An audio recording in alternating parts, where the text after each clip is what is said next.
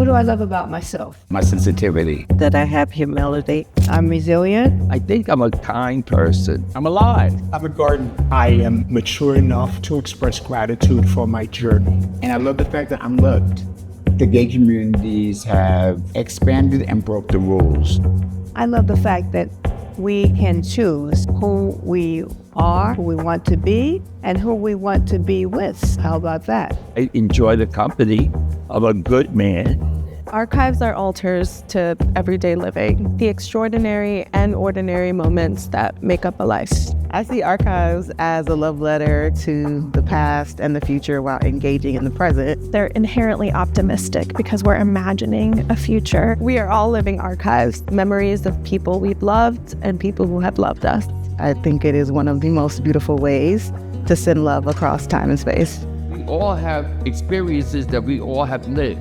And those experiences should be documented. Queer Legacies Project emerged out of a need that we were seeing, particularly from our queer elders, to archive their materials. There was this urgency around their stories, their histories, their material culture being lost. And so we thought, what are the ways in which we could intervene to collaborate with folks who had experience digitizing archives, making sure that their stories endured the test of time. In the Black, queer, lesbian, gay community, our stories are hidden. And our stories, it's like they look at us like, what can they possibly say? When you think about archiving, I think about it as a form of resistance to the way in which we've typically been taught who matters and who doesn't, because everyone matters. We're everywhere, We're doing everything. Community is built on our back. Tony K. Bambara once said an artist responds to the status, well-being, and interests of the community. I feel the same way about archivists and memory workers in general. You respond to that moment. Typically, when people think of Harlem, they think of the Harlem Renaissance. They think of Countee Cullen, Langston Hughes, and a number of other prominent figures who rightly deserve to be remembered in archive. However, there's so much more of a story here that can only be told by the residents. There's no one history.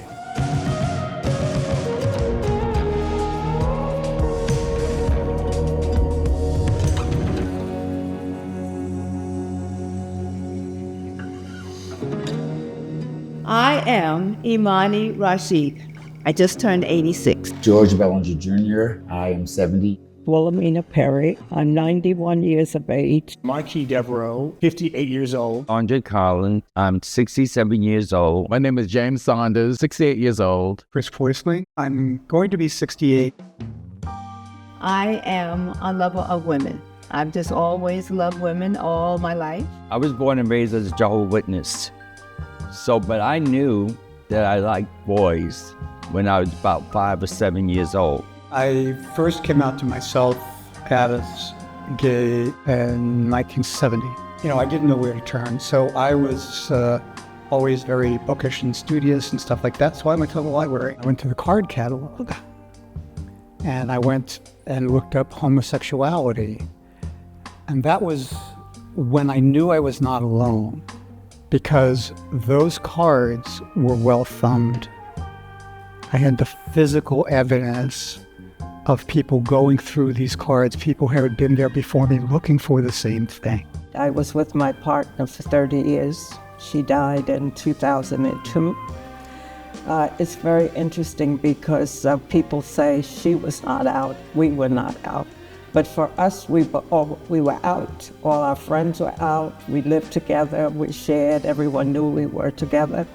But when she died in 2002, after we returned to New York, I was so depressed. And the last thing she said to me, she was Puerto Rican, I want you to go back to your community and I want you to do the work there. And I decided my life, my survival depended on my being who I was openly and passionately. And so I came out as a lesbian, person of faith, activist. My mother had a cousin who was a gay man, and I always noticed that he was always included in the family, but always by himself. And I knew that once I came out, I did not want to be by myself. I did fashion shows, art projects, dance concerts. I was in a theater group. There were gay people in all those areas of my life, and it was just became commonplace. I left the professional dance world to work in HIV and AIDS in the early 80s. Friends of mine were getting sick.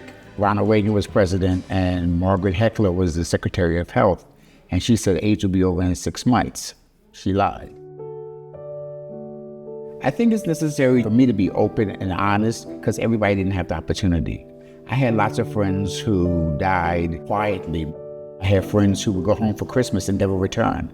And then if you happen to have this phone number or somebody in their family's information, you would call them and say, "How's Harry?" "Harry? Who's this?" "Harry died 4 months ago." "What? We had no idea. We haven't seen him since Christmas time." And that became the norm. I had family members who died of HIV who didn't tell me. So me archiving who I am is giving voice to them and honoring their presence. I was not infected, but several people that I was involved with were infected.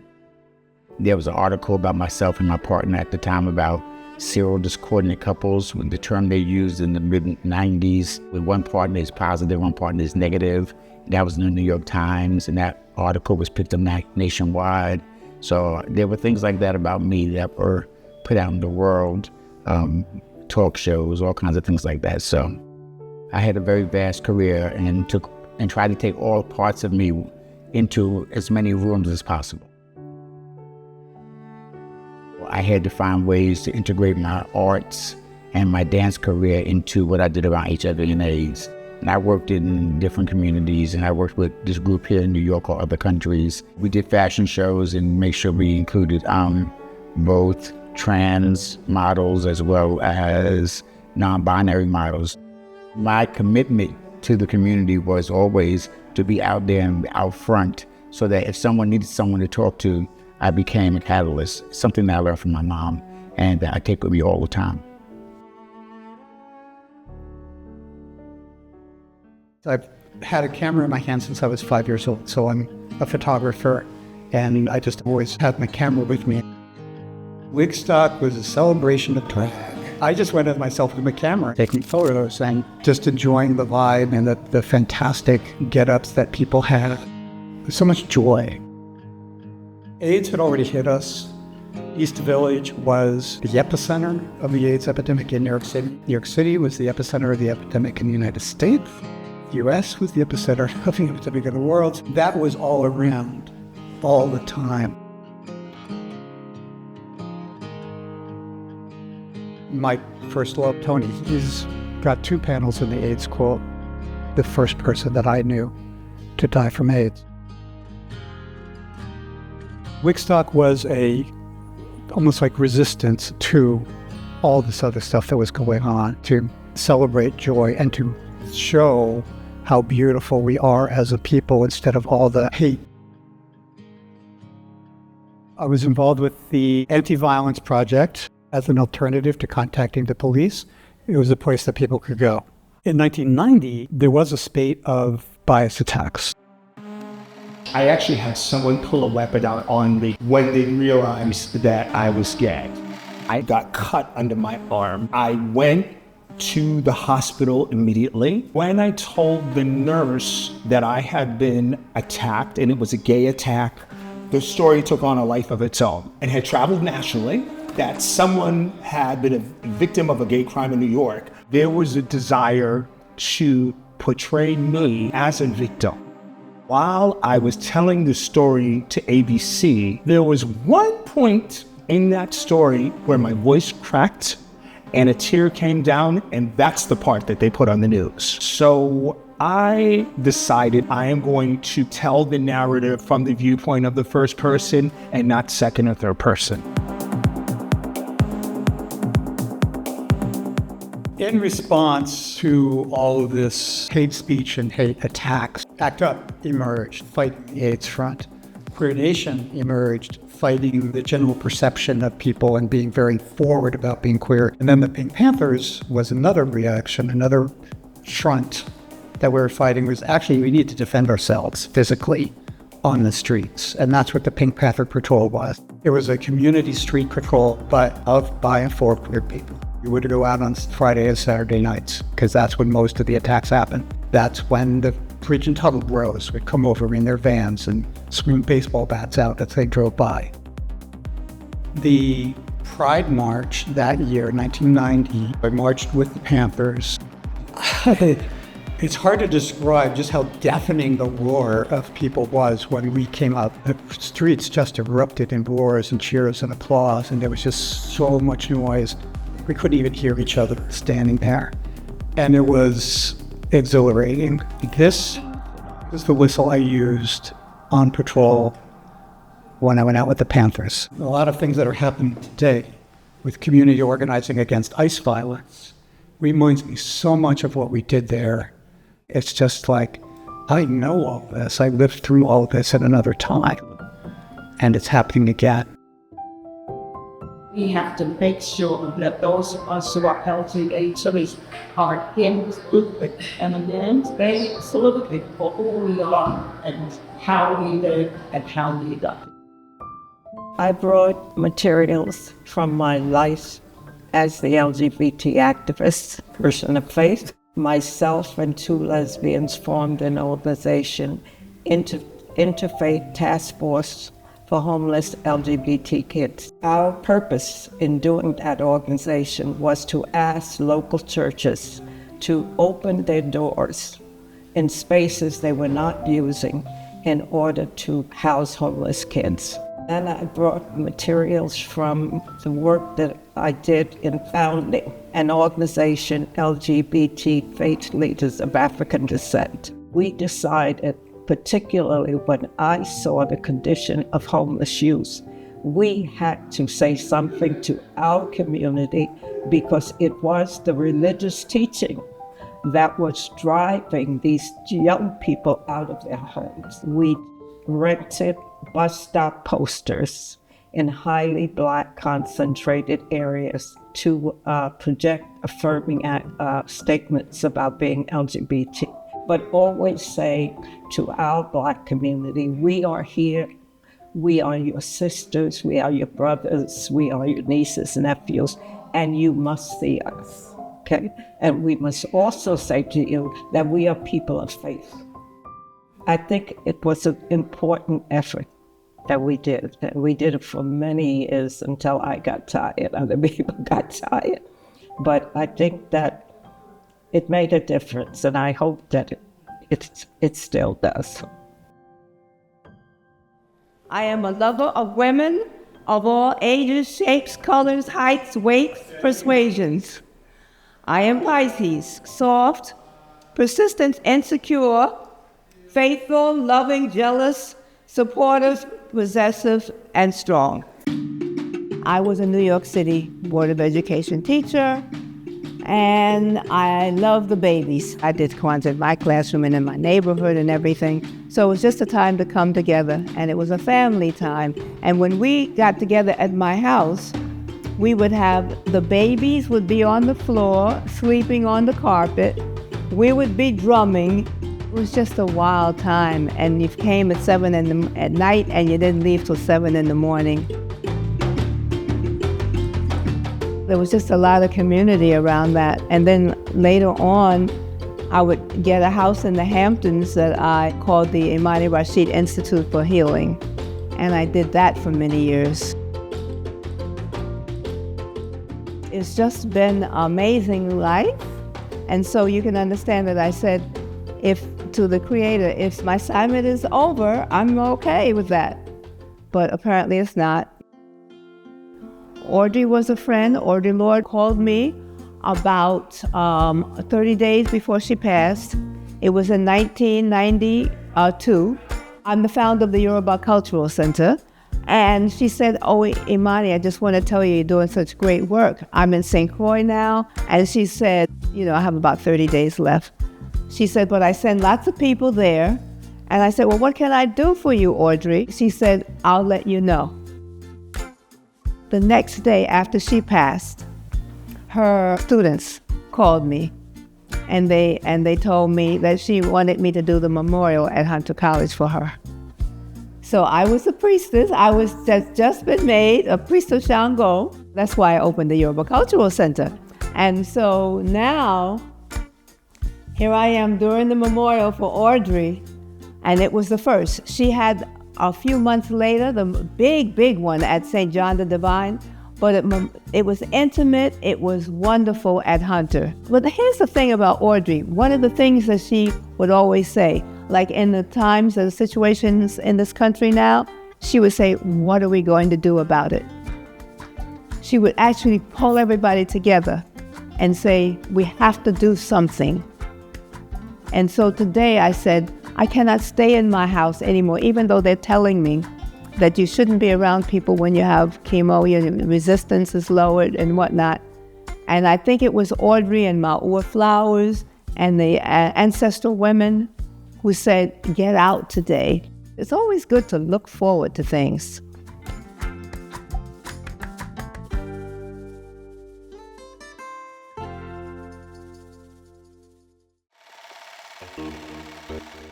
I want to touch people. I want them to feel what I'm feeling. Gallery was an underground club that made me want to do what I heard this person do with the music. I was mesmerized. I thought, I never heard anybody play songs that expressed how they felt and how other people felt, like he was talking to me. And I said, I want to do what it is that he's doing because it made me feel good, and I saw what it made other people feel. It made them feel happy. It made them feel special. You know, it touched something in them. I studied, I bought records, I practiced, and my first set was a Radio Shack turntable and an 8-track recorder. Things just started organically just happening for me. I used to play every weekend at the Warehouse in the Bronx. The Warehouse was the biggest black gay club ever in the Bronx, ever. So this is a poster from 2010 when I was on tour. I got to play for the Japan audience, and that was amazing. People can't have a conversation with you, but they can sing Be Like My Fire, every word of the song, but they can't speak English, you know? So it's just the vibe. They felt the music, and they felt it to the point where they lived it. This was a turning point in my life, and kind of look at this and I was like, wow, you've really been fortunate. You know, through the midst of everything, I was diagnosed with HIV. I got very sick, and I canceled going to Japan 3 times, but I didn't let them know that I was sick. Every time they took me to a restaurant, I would ask them where the bathroom was, because I was having this problem with my treatment that was causing my throat to tighten up. So at any point I could be eating and all of a sudden I gotta throw up. I haven't lived this stuff in a long time. It's kind of bringing up emotions for me, you know? But for whatever reason, I'm still here. And I think it's because I do what I do and I love what I do, and I love to see people enjoying their life. I like to be able to be a part of that experience for them. I just want people to know that what I did really brought me joy, and I hope I brought joy to them at some point.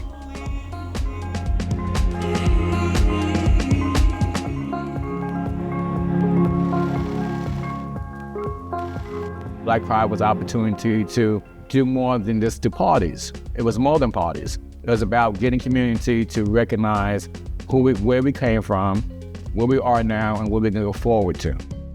Black Pride provides an outlet for Black LGBT or GLBT people to not only celebrate identity, but to prepare for the future. When we see ourselves assembled, we see ourselves empowered to take on the challenges ahead. Black Gay Pride is not about vanity or exclusion, it's about self-love for people who were taught and socialized not to love themselves. And it's about seeing ourselves in reflections of our brothers and sisters. It's about changing the world around us, and that one moment of coming together, it seems that all things are possible with pride. As a club promoter, for example, I know how when I go to clubs, in order to get clubs on those special weekends, special Pride weekend, I had to wait 2 weeks before an actual space opened up for me to even lock it in. That's really sad. You have another person, a white promoter will go and get a space, and he has 5 locations locked in, and you have to wait till someone opens up the space for me to get in there. So that was a challenge. That year, the Club Octagon, we did Friday night parties every Friday. That weekend, they didn't give it to us. And we did bread and butter on Friday night. So we did the party at the Toy Factory on 5th Avenue and 23rd Street. It was lines down the block. We did workshops. We had a picnic on Saturday with a dance party at Fort Greene Park. And Sunday, we had the beach party. Today, some people still don't know what Black Pride is, don't understand what happened. I'm grateful that I was able to do it. These archives are proof that we were here and that our lives mattered. Sacred offerings for future generations who will know that we lived complex, extraordinary, and beautiful lives. The young people coming up now need to know that they are not creating something, they're just continuing something. You don't have to reinvent the wheel, but also use your access to history and education to say, I want to build on something that you started as opposed to starting from scratch. I hope that in seeing these archives and in taking advantage of the fact that they're there by reading them, by researching, investigating, that they understand they have history, that they stand on a foundation. And particularly in the case of LGBT youth, to know that they are somebody when the whole world is telling them that they're nobody. Being given your flowers means that you're being recognized for greatness and having value. So, thank you. As I get older, I think more and more about my mortality. And I also think about more and more about people who are not here anymore. I want to be remembered as someone that brought greatness, uniqueness, and kindness to the world. I would like to be known as someone who helped create community, and I want people to be able to say that George made a way when there wasn't a way. I would like to be remembered as someone who always tried to make things better because they were there, and to do something because I saw it needed to be done. I want to be known as a person who was an activist. I want to be remembered as that person who was very Afrocentric, who gave much homage to the ancestors, and who loves the babies. I just want people to know what I did was something that really brought me joy, and I hope I brought joy to them. I want to be remembered as a person that gave, and I always want to wake up and do my stretches in the morning, tai chi, whatever, and get up and see the world and go out and dance. I want to be known as someone who never forgot that she grew up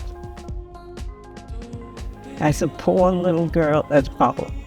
I have been able to achieve so much more than I could have hoped or dreamed about.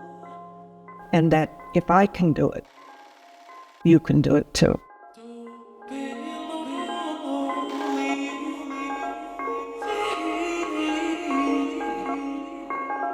Forevermore.